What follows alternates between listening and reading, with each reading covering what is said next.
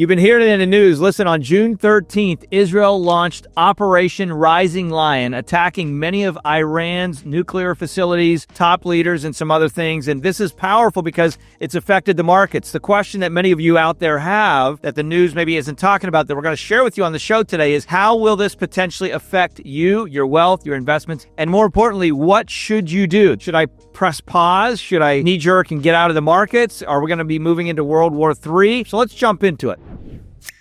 If you don't know me, I've been in the financial space for over 25 years. I have several different companies that are actively helping families with their wealth today. We heard some of these things talked about all over the internet, all over news. I got to tell you, first off, this isn't the first attacks that we've seen in years. You know that. There's been attacks. There will be more attacks. Unfortunately, in those regions, there's chaos that occurs. It's one of the reasons Israel has the Iron Dome, right? They've done and created this to protect themselves for years. But when you take a look at some of these things, I think the first thing you say, why are some of these things happening? First, to prevent Iran from achieving nuclear war capability. The strike disrupted diplomatic efforts, including stalled nuclear talks. Iran has been focused on getting and enriching and having nuclear warheads for years. It's no secret either that Iran is interested in destroying, completely obliterating Israel. Now, the question that we have to ask ourselves is, how does this affect us? And I think where we can go there initially is to say, how has this affected the U.S. market, stock market, investment market in general? Let's take a look at oil and crude as an example. U.S. crude surged 7%, and Trump talked a lot about this. He talked about this campaign idea of drill, baby, drill. Remember that? Being energy independent. This is a great example of why that is so powerful. We did see that obviously the price of oil has gone up, kind of surged up. We also saw a kind of reverse reaction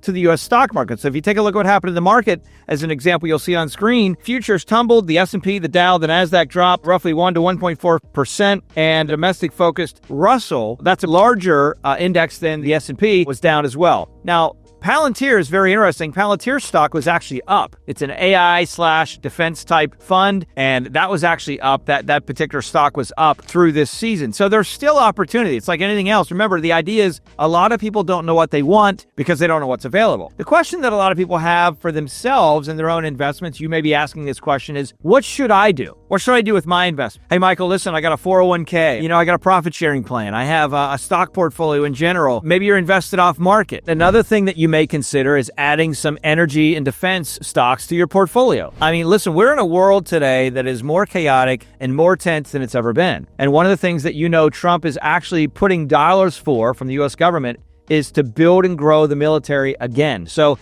I think adding some defense and even adding some energy into your portfolio is not a bad play. I believe, obviously, the markets will recover. I think over time, the markets are going to go up. There's no guarantee, there's no crystal ball, but that has been the sentiment for years. But in the interims, where we have some challenge and some interruption, there's nothing wrong with adding some oil and even some energy and some other aspects like that, as well as defense, I think, to the portfolio. When you take a look at inflation, you want to make sure that you're protecting against inflationary measures. That means being in instruments that are going to give you the opportunity to grow. Bonds, as an example, typically will be a safety net in a lot of ways to many portfolios. But when you look at inflationary markets, when you look at stock market opportunities, you typically want to be in industry or areas that give you the opportunity to grow past inflation. Now, one great way to do that is to come off market and look at things like different types of real estate where there's demand. It might be multifamily, it might be data centers, it might be storage, it might be things where there's real demand. Think about data centers just as an example.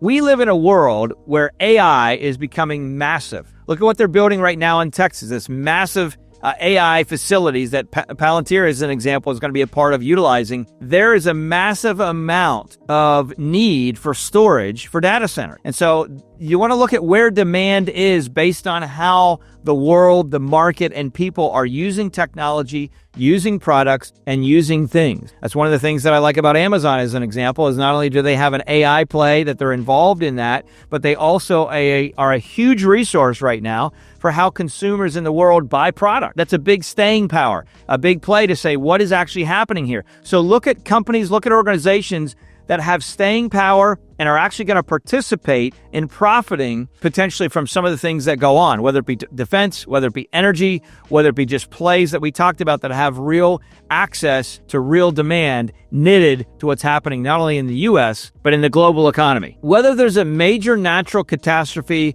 or a war or something like that occurs, it's always a time, obviously, that you want to revisit how you're invested in what you're doing. But I want to challenge you with this thought, and this thought is it's always a good time. Don't miss this. It's always a good time to revisit, rethink, and reevaluate what's happening with your overall portfolio. I mean, if you're an investment and you have an investment that's up significant, 10, 15, 20, maybe 30, 40%, depending on the stock and the movement, I think it's great to take some cash off the table, take some profit.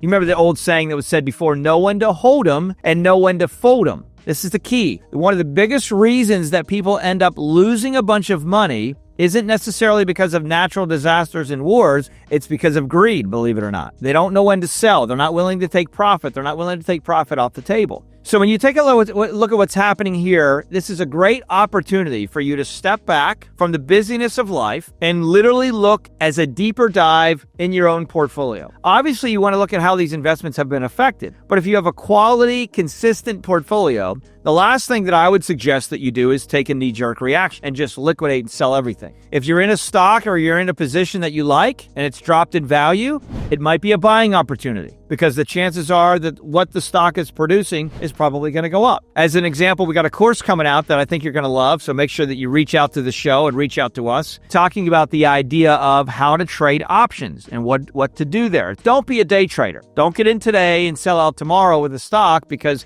you're going to have movement. There's going to be economic things that occur. There's going to be political things that occur. There's going to be global war type things that occur. There's all kinds of unrest. We've had riots. We've had all kinds of issues in the world and the country. Do not do knee-jerk reaction. Get the noise from the media away. If you spend most of your time just scrolling and listening to memes and political commentary and a bunch of other things, that will create a lot of fear. False evidence appearing real. Now, this is so important in relation to your investments because what happens a lot of times is folks end up making emotional investment decisions, which is where most investors end up losing a lot of money. Regardless of what happens with Israel, Iran, or other countries that may or may not get involved, my encouragement to you is don't make knee-jerk reactions. Take a look at what's in your portfolio. And if you've had something that's made a lot of profit over time in the past, might be some time to take some profit from it. If you're in a situation where maybe you need to diversify your portfolio a little bit more, and then you also, at the same notion, need to make sure that you're not over-diversified. Maybe you're in a place where your portfolio has a bunch of ETFs, exchange-traded funds, and a bunch of mutual funds, and a bunch of stocks, and a bunch of bonds, and you're just kind of subjective to the ebbs and flows of the market. There's no real concentration, right? Maybe investing your money in the market, or maybe you're investing your money in real estate, or maybe investing your money in other things is not the best use of the extra monies that you have right now. Maybe you have a business idea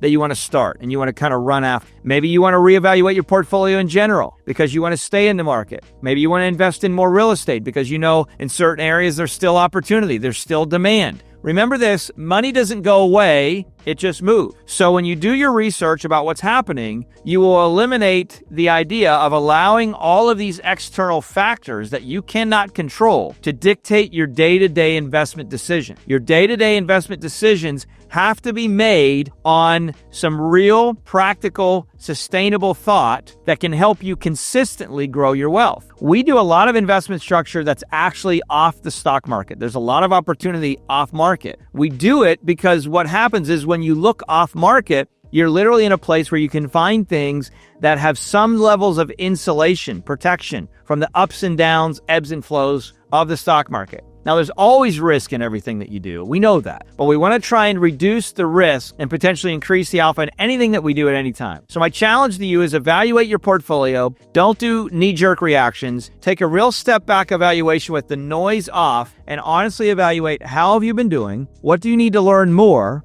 And what is some information that you can gain to help you make better decisions? A small starting point for you might be going out and reaching out to us and getting the Financial Alphabet, a free download that we have helping you better understand some of the financial terminologies that are used when you invest today. Just by gaining your knowledge, growing your knowledge, and gaining more information, that will help you make better decisions. Remember, knowledge isn't power. It's the application of knowledge that's power. You've heard me say that before. So use this time as an opportunity to eliminate fear and grow your wealth and grow your knowledge, and make sure that you're subscribed to this show. That way you can be in a place and you turn on your notifications. That way you can be in a place as we come out with more content that's going to help you increase your investment knowledge in a real way in life. Be blessed. Share this show with someone that needs to hear it. We'll talk to you soon.